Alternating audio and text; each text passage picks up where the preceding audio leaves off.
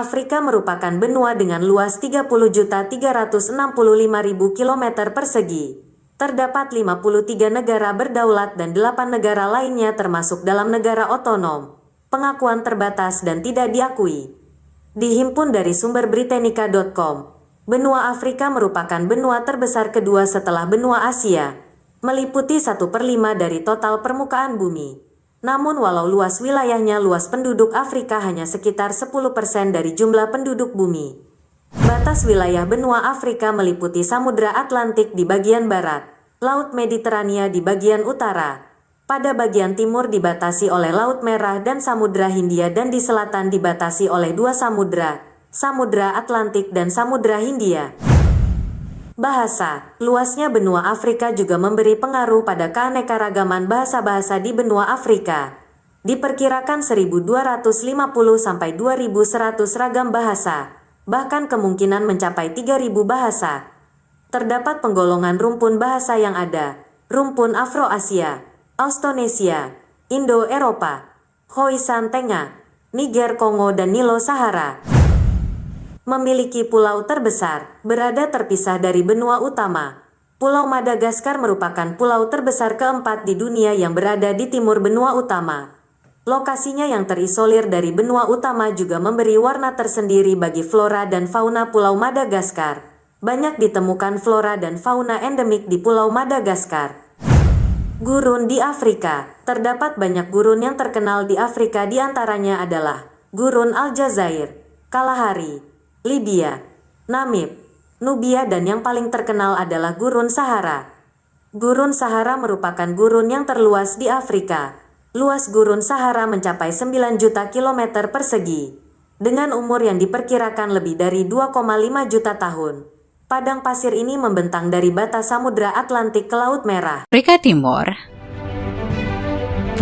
Afrika Timur berisi lebih dari 470 juta orang yang tinggal di 18 negara berbeda. Negara-negara yang berada di Afrika Timur yakni Burundi, Komoro, Djibouti, Eritrea, Ethiopia, Kenya, Madagaskar, Mozambik, Malawi, Mauritius, Rwanda, Seychelles, Somalia, Sudan Selatan, Tanzania, Uganda, Zambia, dan Zimbabwe. Seperti kebanyakan subkawasan di Afrika, Afrika Timur sangat beragam dengan banyak kelompok etnis dan bahasa yang berbeda. Kristen dan Islam adalah agama yang paling dominan di subkawasan ini, meskipun beberapa penduduk juga menganut agama tradisional Afrika. Berikut adalah beberapa fakta menarik negara-negara yang ada di subkawasan Afrika Timur. Negara dengan populasi terbesar di subkawasan ini adalah Ethiopia, dengan populasi hampir 115 juta jiwa di tahun 2022. Negara terpadat di Afrika Timur berada di negara Kepulauan Seychelles yang terletak di Samudra Hindia di lepas pantai Afrika Timur. Seychelles memiliki lebih dari 98.000 orang dengan kepadatan penduduk mencapai 214 per kilometer persegi. Padahal luas wilayahnya hanya seluas 459 km persegi. Menurut World Population Review, Burundi menjadi negara termiskin di dunia dengan GNI per kapita hanya $270.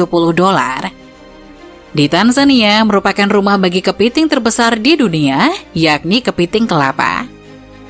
Di negara Djibouti, ada sebuah danau bernama Lake Asal atau Danau Asal. Danau ini merupakan perairan paling asin kedua di dunia setelah kolam Don Juan di Antartika.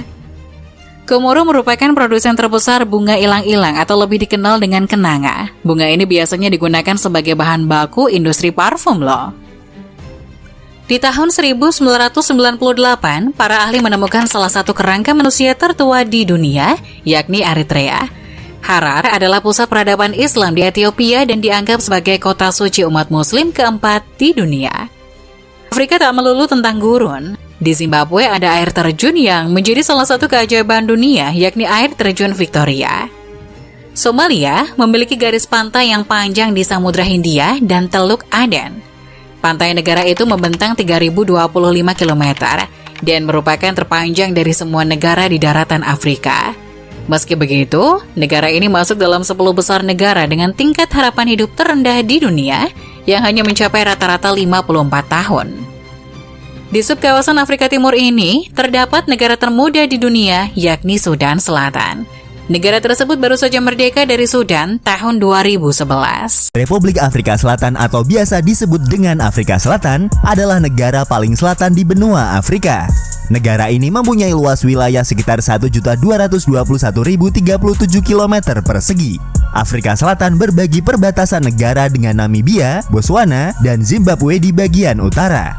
Berbatasan dengan Mozambik dan Eswatini di bagian timur dan timur laut, serta mengelilingi negara Lesotho yang terletak di dalam wilayahnya. Negara ini juga mempunyai garis pantai sepanjang 2.798 km yang membentang di sepanjang Samudra Atlantik Selatan dan Samudra Hindia. Afrika Selatan mempunyai 3 ibu kota di negaranya, yaitu kota Pretoria sebagai ibu kota eksekutif, kota Bloemfontein sebagai ibu kota yudikatif, dan kota Cape Town sebagai ibu kota legislatifnya. Sejak berakhirnya era apartheid pada tahun 1994, Afrika Selatan menganut sistem politik presidensial multipartai yang relatif demokratis. Mayoritas penduduk yang merupakan warga kulit hitam selama ini memberikan dukungan yang besar kepada Partai African National Congress atau ANC yang pernah dipimpin oleh Nelson Mandela. Afrika Selatan mempunyai jumlah penduduk sekitar 58.775.022 jiwa. Negara ini juga merupakan negara dengan masyarakat multietnis yang mencakup berbagai macam budaya, bahasa, dan agama. Bentuk pluralistiknya tercermin dalam pengakuan konstitusi yang mengakui terhadap 11 bahasa resmi di negara tersebut. Afrika Selatan sering disebut sebagai negara pelangi untuk menggambarkan keanekaragaman multikultural negara tersebut, terutama setelah dihapuskannya sistem apartheid. Istilah negara pelangi diciptakan oleh Askap Agung Desmond Tutu untuk menggambarkan Afrika Selatan pasca apartheid, dan kemudian istilah ini diungkapkan oleh Presiden Nelson Mandela di awal masa jabatannya. Afrika Selatan dikenal sebagai negara penghasil berlian, emas, dan platinum yang utama di dunia. Selain itu, Afrika Selatan adalah tujuan wisata populer dan sebagian besar pendapatan negaranya berasal dari sektor tersebut. Sejarah Afrika Selatan. Wilayah Afrika Selatan ditempati oleh orang-orang Bantu sejak abad keempat. Mereka menduduki daerah sungai-sungai Limpopo yang saat ini adalah daerah perbatasan dengan negara Botswana dan negara Zimbabwe. Dalam ekspansinya, orang-orang Bantu menggusur dan menaklukkan penutur Khoisan yang sebelumnya menempati wilayah tersebut.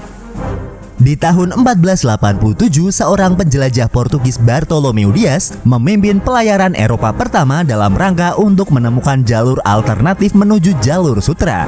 Penjelajah Portugis melakukan perjalanan menyusuri pantai Afrika Barat, merinci dan memetakan garis pantai. Dan pada tahun 1488, mereka mengelilingi wilayah Tanjung Harapan. Menurunnya kekuatan maritim Portugal pada awal abad ke-17 membuat mereka kalah bersaing dengan bangsa Eropa lain seperti Inggris dan Belanda. Di bawah komando Jan van Riebeeck, perusahaan Hindia Timur Belanda atau yang biasa kita kenal dengan nama VOC memutuskan untuk membangun pemukiman permanen di Tanjung Harapan pada tahun 1652 dan merubahnya dengan nama Tanjung.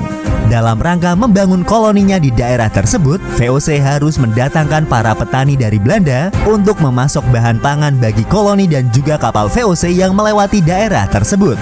VOC juga membawa sekitar 71.000 budak dari Afrika Timur, Madagaskar, India, dan Indonesia. Beberapa komunitas ras campuran paling awal dari negara ini dibentuk melalui persatuan antara Fritsburger atau warga bebas, para budak mereka, dan masyarakat adat setempat. Hal tersebut menyebabkan berkembangnya kelompok etnis baru yang disebut dengan Cape Colored atau Tanjung Berwarna dan Cape Malays atau Tanjung Melayu.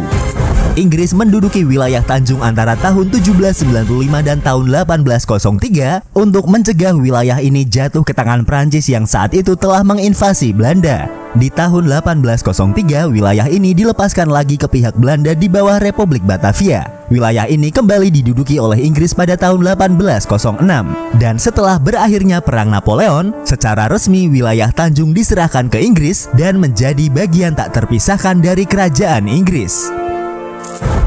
di tahun 1838 didorong oleh meningkatnya ketegangan antara keturunan asli pemukim di wilayah Tanjung yang sebagian besar adalah orang-orang Belanda dan pemukim Eropa atas pengambil alihan Inggris di wilayah ini. Hal tersebut memicu terjadinya migrasi besar atau dikenal dengan istilah Great Trek.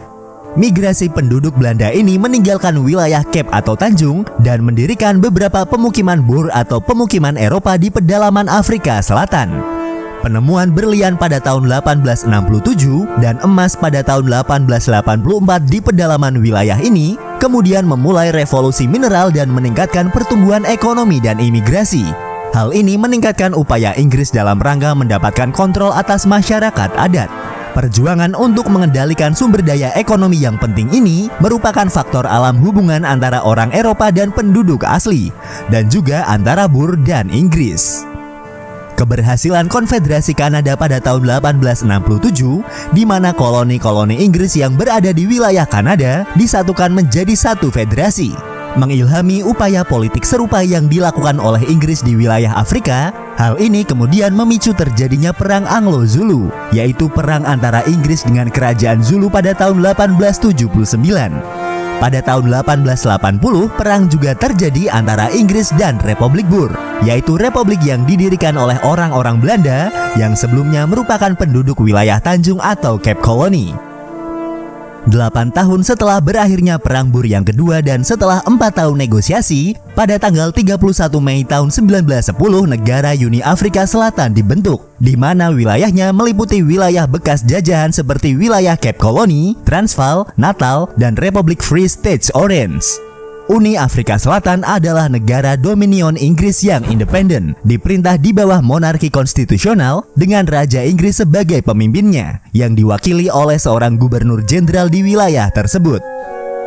Di tahun 1913 dibuat Undang-Undang Native Land Act dari Parlemen Afrika Selatan. Undang-undang ini adalah cikal bakal dari politik apartheid di negara tersebut. Undang-undang ini mengalokasikan hanya sekitar 8% dari tanah Afrika Selatan yang tersedia untuk dijadikan hunian kulit hitam. Dan 90% tanah wilayah negara tersebut dipegang oleh orang kulit putih yang merupakan 20% dari populasi negara tersebut.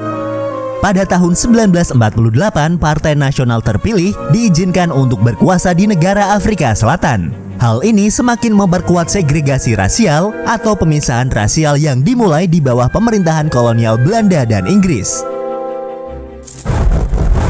Segregasi yang dilembagakan secara hukum dikenal sebagai apartheid. Di bawah pemerintahannya, orang kulit putih yang merupakan minoritas di negara tersebut mengendalikan mayoritas kulit hitam. Sementara orang kulit putih menikmati standar hidup yang tinggi di seluruh Afrika Selatan, seperti halnya standar hidup negara barat. Mayoritas kulit hitam tetap dirugikan di hampir segala aspek kehidupan. Dari tahun 1948 hingga tahun 1994, politik Afrika Selatan didominasi oleh nasionalisme Afrikaner, yaitu sebuah ideologi yang berkembang dari orang Afrika kulit putih atau keturunan Belanda.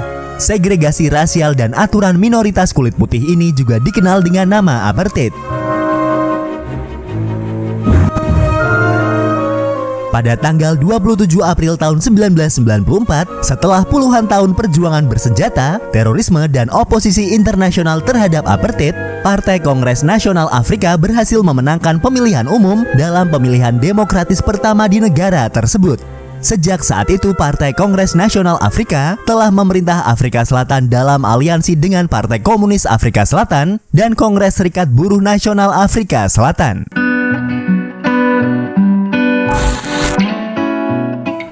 Itulah tadi sedikit ringkasan tentang sejarah Afrika Selatan. Dan untuk mengenal lebih jauh tentang negara ini, berikut adalah 20 fakta tentang negara Afrika Selatan.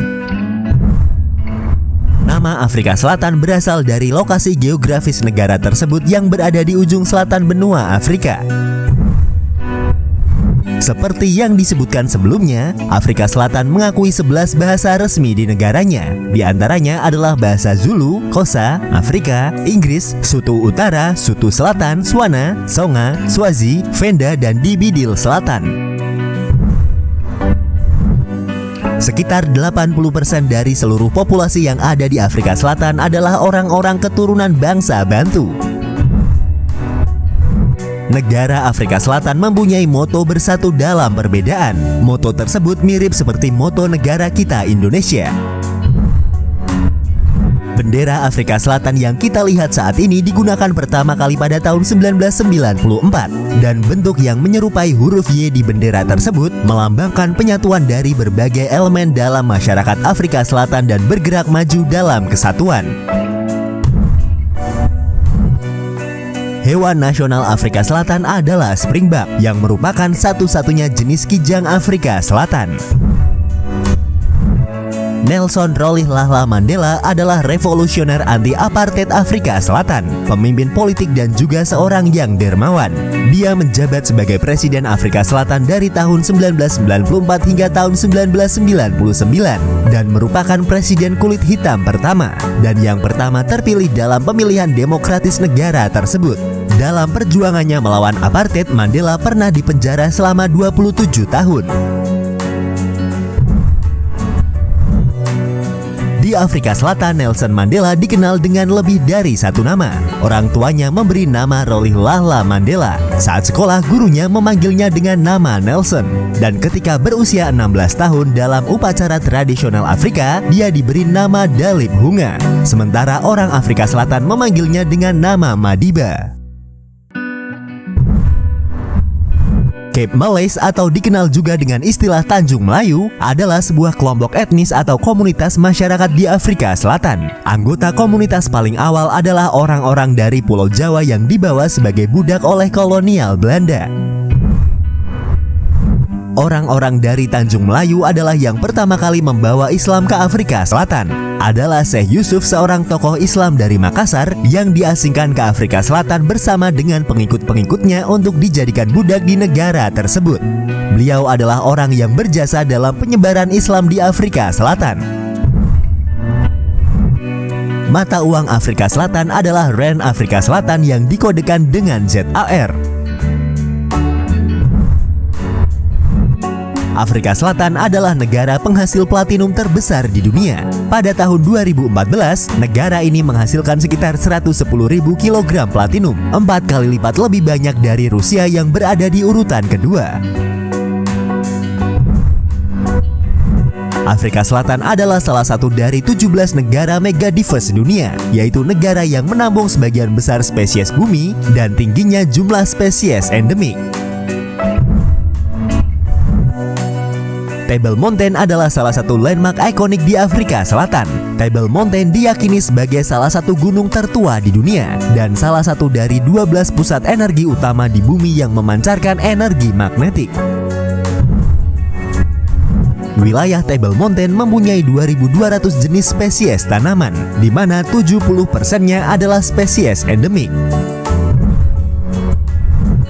Tidak seperti kebanyakan negara lain, wilayah Afrika Selatan bisa dikatakan mempunyai wilayah yang beraneka ragam. Negara ini mempunyai wilayah gurun, lahan basah, padang savana atau padang rumput, hutan subtropis, gunung, dan wilayah tebing. Di Afrika Selatan, orang-orang dapat melihat hewan terbesar di dunia, seperti gajah Afrika yang merupakan mamalia darat terbesar, jerapah sebagai hewan tertinggi, burung unta yang adalah jenis burung terbesar, hiu paus yang adalah jenis ikan terbesar, penyu belimbing yang merupakan reptil terbesar, dan ilen yang merupakan jenis kijang terbesar.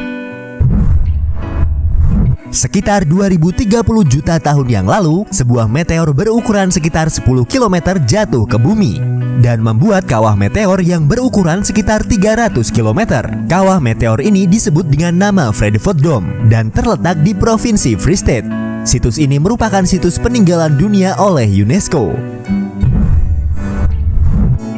Sebagai salah satu jalur laut alternatif dalam perdagangan pada masa lalu, terdapat sekitar 2.000 bangkai kapal yang tenggelam di wilayah perairan Afrika Selatan. Dan sebagian besar dari bangkai kapal tersebut berusia lebih dari 500 tahun. Antara bulan Mei hingga bulan Juli, setiap tahunnya jutaan ikan melakukan migrasi besar-besaran dari perairan dingin menuju ke perairan yang lebih hangat. Peristiwa ini disebut dengan Sardine Run karena besarnya migrasi ikan tersebut sehingga dapat dilihat dari satelit di luar angkasa. Itulah tadi sedikit ringkasan sejarah dan fakta tentang Afrika Selatan, sebuah negara yang pernah menderita karena isu rasial, yang saat ini mulai bersatu dan berdiri di atas semua perbedaan dan menerimanya sebagai satu kesatuan.